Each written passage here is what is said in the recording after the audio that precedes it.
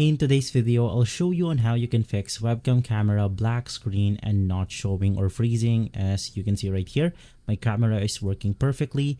Now to completely fix this problem, the first thing that you want to do is to check for your physical cables. Check if the cable that you're using is compatible to transfer video formats or video files.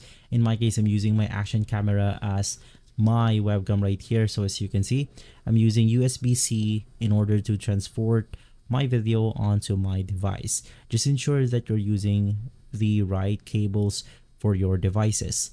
From there, you also want to check for physical connections or damages.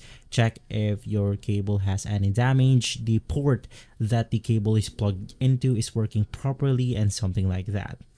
The next thing that we can do is to navigate through our Windows setting itself, and then you want to click on settings and make sure that your Windows is updated to the latest version to make sure that there are no corrupted files installed within the Windows operating system.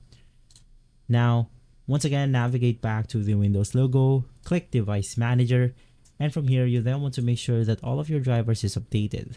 So let's say that my camera is plugged onto the Universal Serial Bus Controller. Just click on it and then click the Update Drivers option.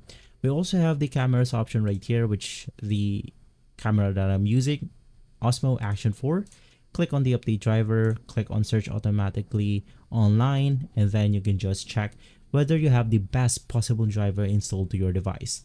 If this video has been helpful, leave a like, subscribe, and follow guides for everything for more videos like this. Thanks for watching.